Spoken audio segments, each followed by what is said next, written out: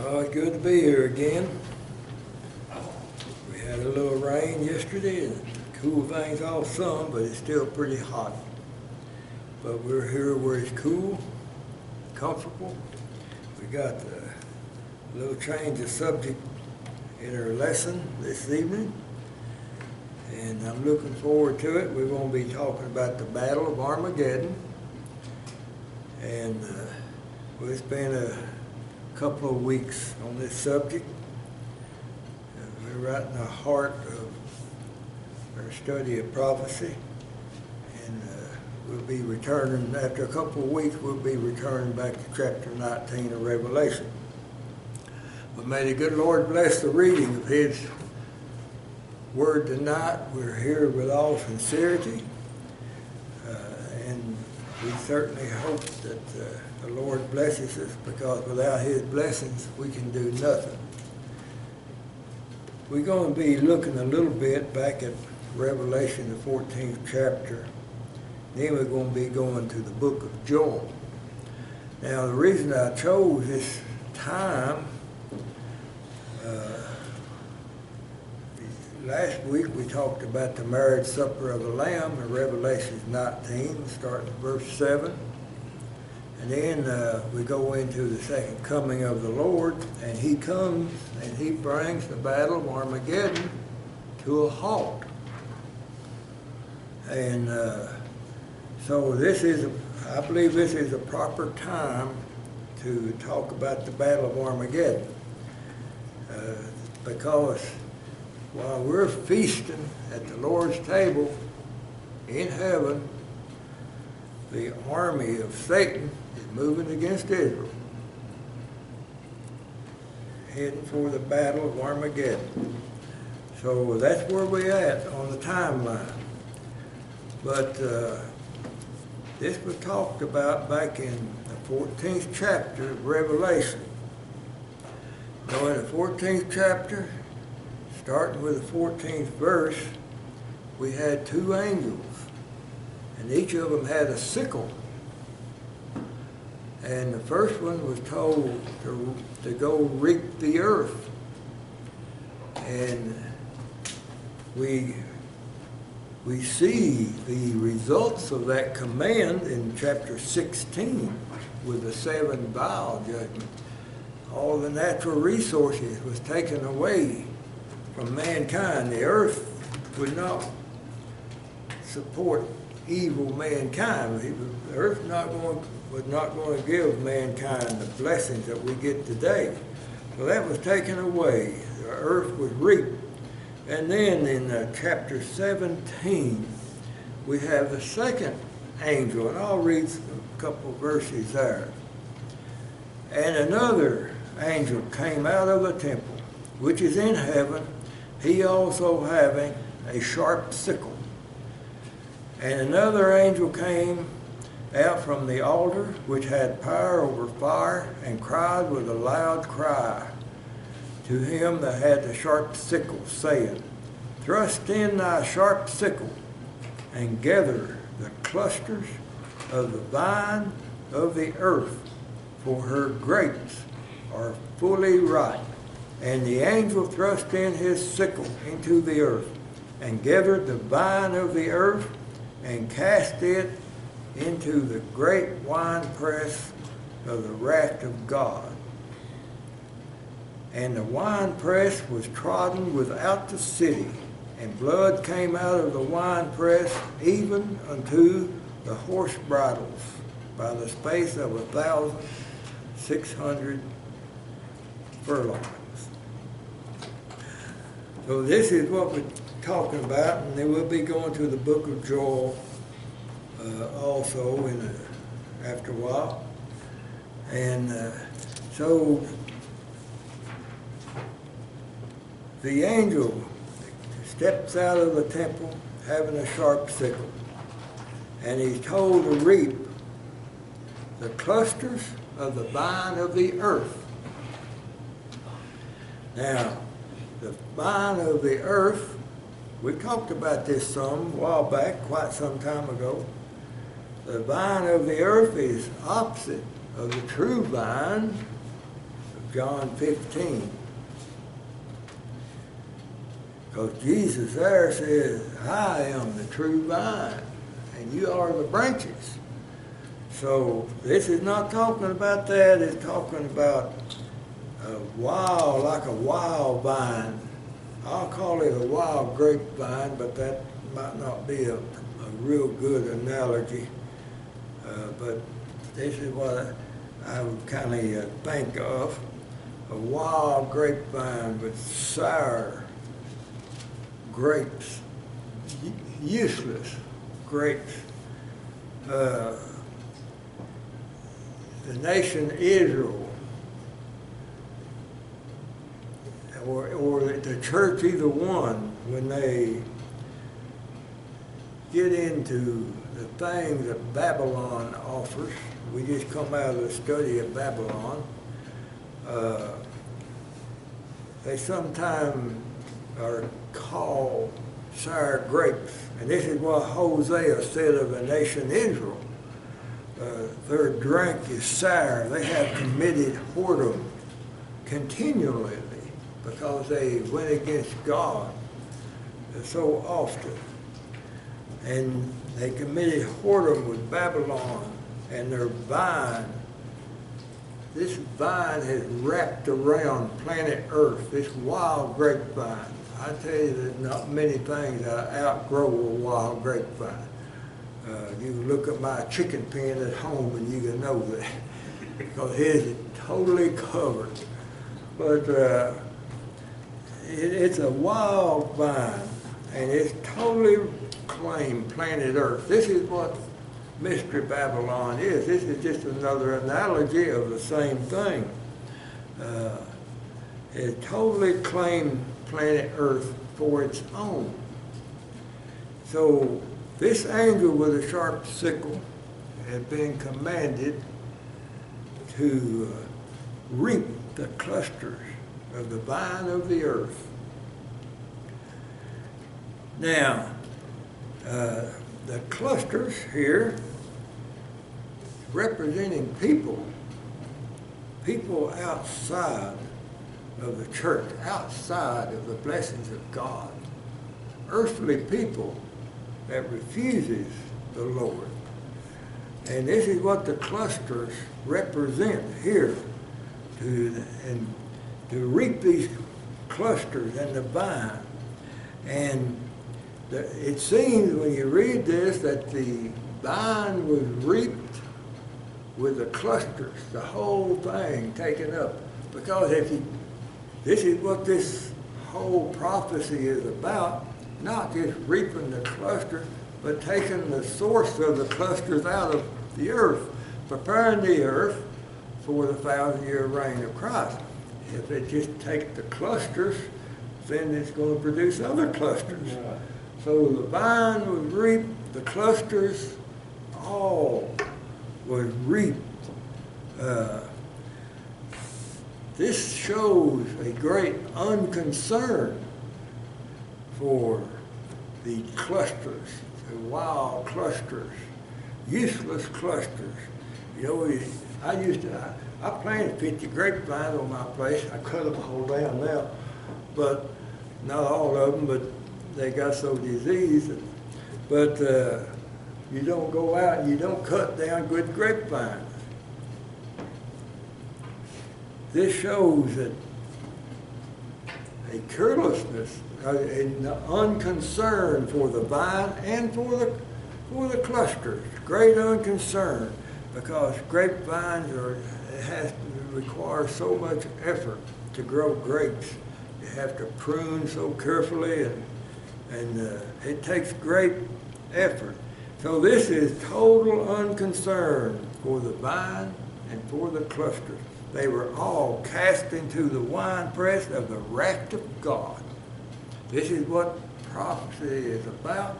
It's about cleansing and purging the earth, this planet Earth, preparing it for the coming of the Lord and His kingdom.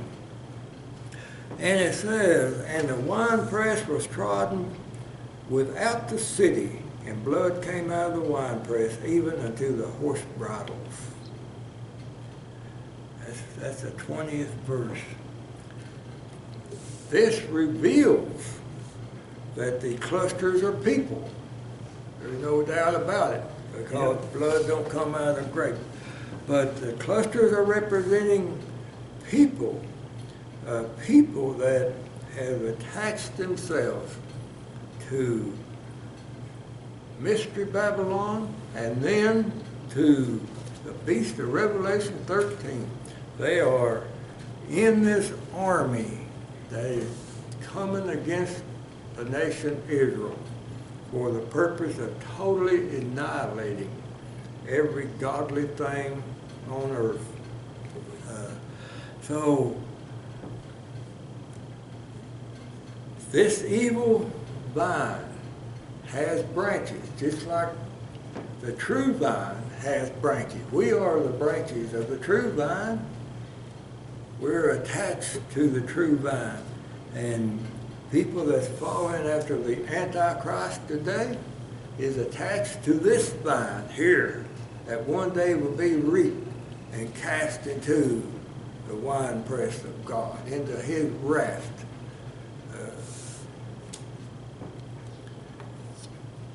Isaiah said, "For by fire and by his sword will the Lord plead with all flesh, and the slaying of the Lord shall be many."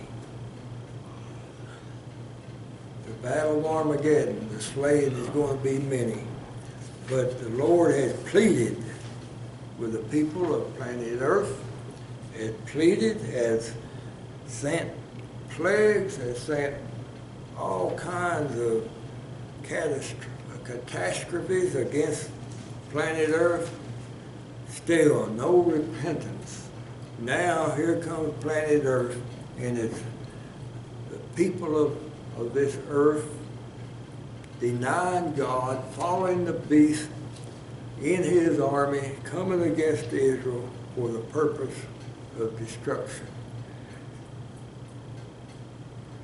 The destruction of Babylon is just the beginning of the Battle of Armageddon. That wasn't the Battle of Armageddon. They just did that on their way there. But that was the beginning of this harvest when they destroyed Babylon. Now Satan is moving his army against Israel. Joel compares Satan's army to an infestation of insects. A huge swarm of insects is what he compared it to. Now, I mean, you can get an argument out of anything, but some people say they really talking about insects. But if you really read the book of Joel, I don't know how they could come up with that. But Joel is comparing the army of Satan to a swarm of insects going across the land, leaving nothing. Joel, the book of Joel is only 3 chapters. It's an interesting read. We're not going to go through the whole book, but I do want to touch on it. And here is what Joel said in the 7th verse of the 2nd chapter. "They shall run like mighty men. They shall climb the wall like men of war. And they shall march every one on his ways, and they shall not break their ranks." This is the army coming towards Israel across the land. This is a hungry army. You know, we talked about the devastated economy due to the 7 vial judgments, and not to mention the judgments that came before that, all of the earthquakes and the plagues. The economy is totally devastated. And then when you destroy the city of Babylon, which was a hub, economic hub, all of the chains of trade have been broken. This is a hungry army and as hungry as a swarm of insects. It says they come without breaking their ranks. Satan's army coming across the land, taking everything that he can take. You know, armies do that. We have a constitutional amendment protecting us from the army. In time of war, they're only allowed to do so much. That amendment, I forget which one it is, but it's there. And that's necessary. That's necessary, I tell you. Because this took place in the Civil War a lot. Civil War was a war of search and destroy. It was an evil war, and that's an evil method of fighting, search and destroy. We used it in Vietnam, being used thousands of years. But here comes this army, like a swarm of insects, taking everything. You know, they got a lot from Babylon, no doubt. They destroyed Babylon, left her naked, left her burning. They got a lot of supplies from Babylon. Now they're moving across the land, leaving nothing. And if you read the whole book of Joel, you'll see how devastating they will be. And then Joel said in verse 15, blow the trumpet in Zion, sanctify a fast, call a solemn assembly. Let the bridegroom go forth of his chamber, and the bride out of his closet. I think there are probably two references there to the bride and the bridegroom.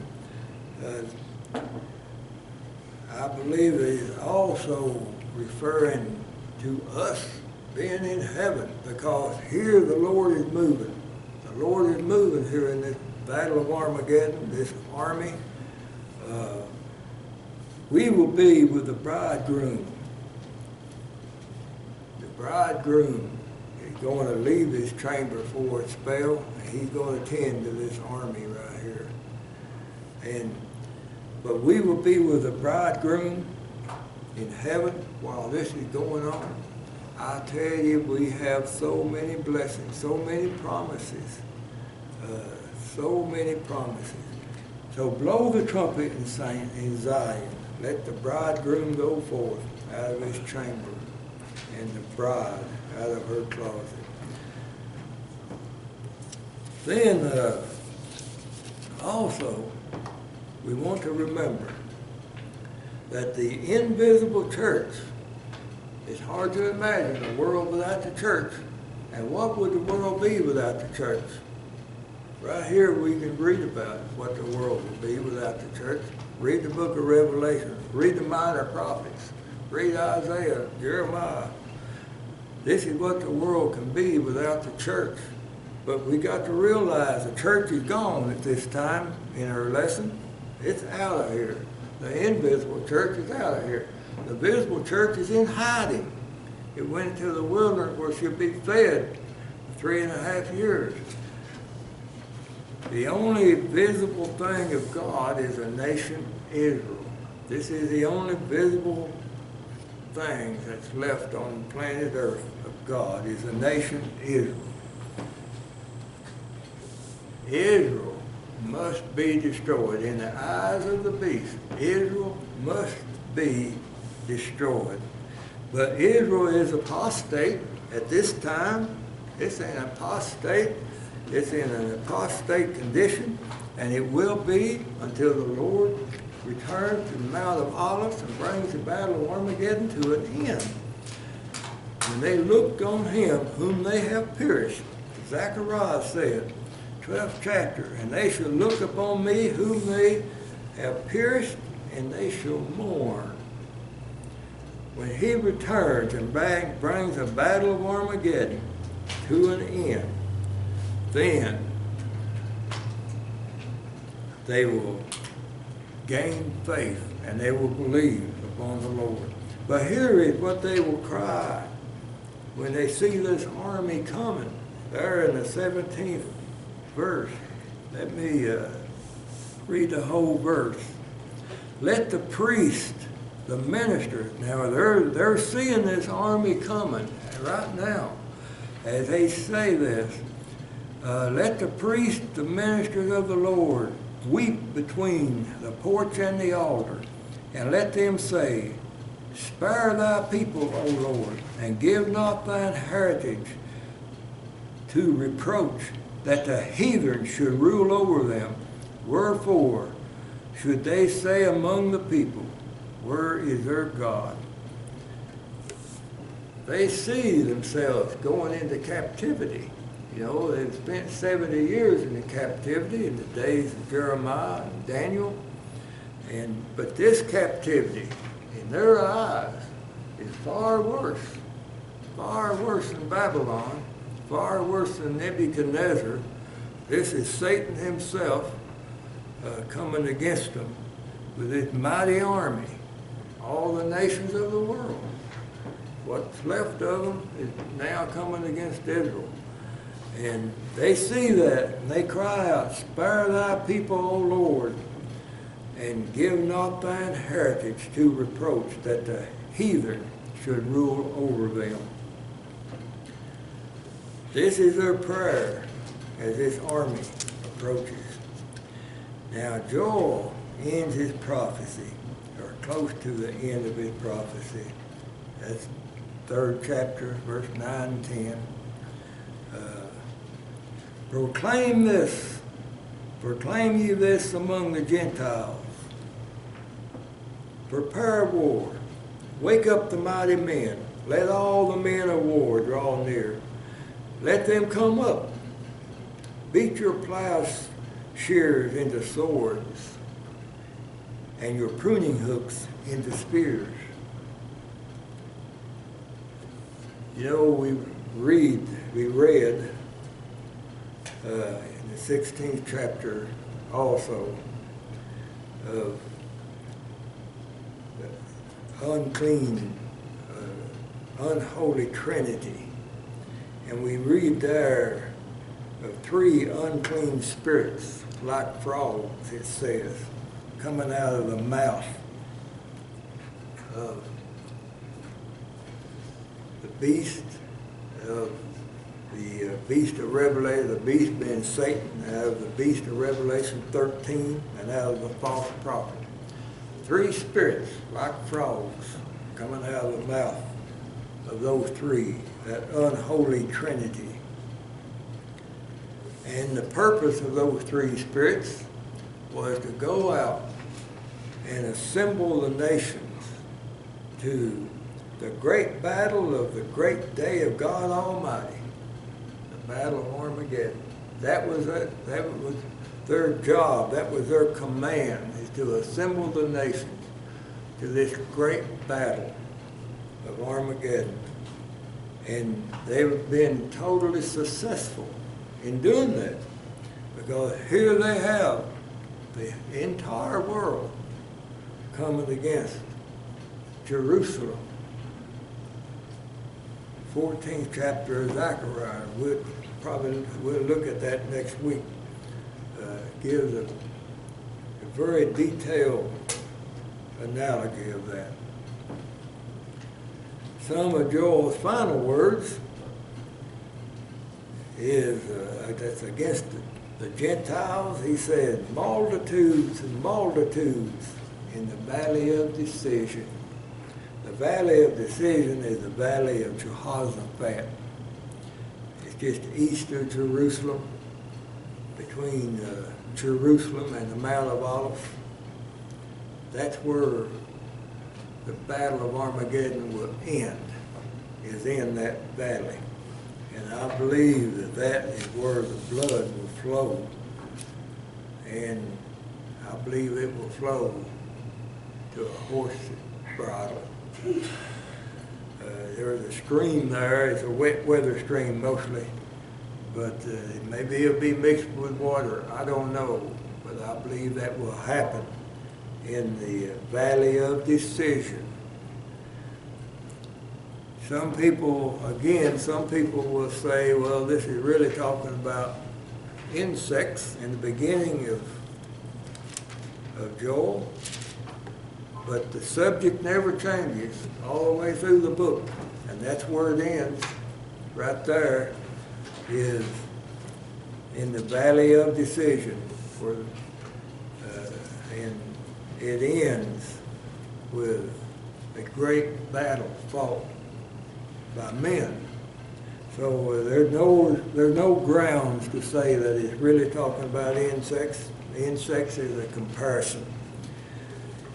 Ezekiel also, I tell you, Ezekiel 38 and 39 says a lot about the battle of Armageddon. And we'll be looking at that some. And Ezekiel had a lot to say about that. It says, "And thou shalt come from thy place out of the north parts, thou and many people with thee, all of them riding upon horses, a great company and a mighty army." There's a place north of Israel. Of course, north of Israel is Russia, we know that. But there's a place, there's a great plain up there that's called Armageddon. And it's a huge place, and it's large enough for all the armies of the world to assemble. So this is, people usually say that this is where the north is coming down from Megiddo to Israel, from the north parts, a whole army coming for one purpose, and that is to destroy Israel. And it says also, all of them riding upon horses, Ezekiel said. You know, horses is constantly mentioned in fighting this battle. And I'm one that believes it will be fought from horses. I believe it will be fought with primitive weapons and from the backs of horses. And we'll be talking about that some a little later. But horses is always mentioned. People said, well, you know, that's all they knew back when this was written. They didn't know anything about tanks and airplanes and all of that. But if the Lord can write this prophecy and bring it about, He can write about, He can bring tanks and airplanes to a halt. So He could describe horse-drawn carriage that moved under its own power if He wanted to describe that in prophecy, but what He described was horses. So I believe the Battle of Armageddon will be fought from horses. All the prophecies indicate that. And also Ezekiel said, "And thou shalt come up against my people of Israel." Babylon was destroyed because of self-gratification. This was what Babylon was about. This is what Mystery Babylon is about today. Doing whatever pleases oneself. And forgetting about the Lord, just please ourselves. You know the old saying, if it feels good, do it. Well, this is self-gratification. This is why Babylon was destroyed. And Israel must be destroyed also. I talked a lot about economics, the economic factor here. I don't know of anybody else that does, but I'm sure somebody out there does. We have to recognize what the judgments of God has done to the economics of this world at this time, or else we ignore the judgments of God. This is what they're all about. So economically, the world is devastated. So Israel must be destroyed, and because different reasons is that it does represent godliness, and also the prophecies in Israel prophesy that Israel is going to be restored. Satan cannot tolerate that for a minute. Satan has to destroy Israel. It must go. So there, the great army is coming as a cloud to cover the land, Ezekiel said. That's Ezekiel 38, 15 through 16. They're coming like a cloud that covers the land, like a cloud of insects that Joel spoke of. And he also says they shall not break their ranks. Ezekiel says much the same thing as Joel says. And it shall be in the latter days. Well, we're talking about the latter days. We're talking about the last days of the latter days. I mean, we can say we're in the latter days today, but we're not in the last days of the latter days, because this is the time for the Lord to come. I mean, you know where I stand on that I don't believe the Lord is going to return till His book is fulfilled.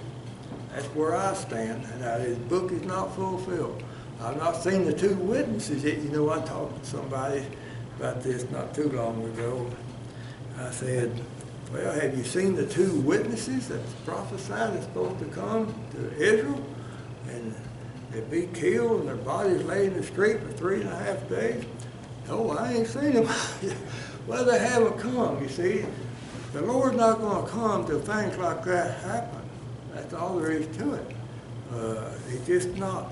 And that puts, you know, that kind of puts me in a different category.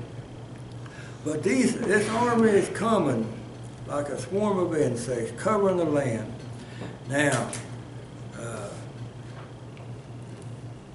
Ezekiel said in 38:4, and I will bring thee against my land, talking about Gog and Magog. Now, I don't understand Gog and Magog, and nobody does. Now, obviously, because everybody says something different about it. I don't fully understand Gog and Magog, exactly who they are, but this is what this army is referred to as Gog and Magog. Ezekiel said that the Lord said that He would put hooks in their jaws and would bring them forth, and all thine army, horses and horsemen.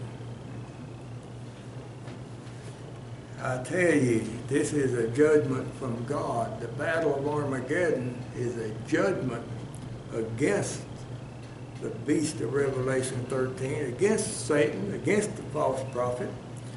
They're coming to destroy all signs of godliness, but they will be destroyed. This is a judgment. Multitudes being drawn to the valley of decision, Joel said. And the reason Ezekiel gives, the reason for this great army, this great battle, is a reason that the heathen might know me. The Lord wants the heathen to recognize Him. And this is the reason of the battle. Ezekiel 38, 15, 16 gives a reason that the heathen may know the Lord. This is the whole purpose of this. It's a purging of the earth. It's preparing the earth. The vine, the evil vine, must be destroyed with the clusters. The very source must be destroyed before the Lord sets up His kingdom on planet Earth, 1,000-year reign. We'd soon be talking about that. I'm looking forward to it.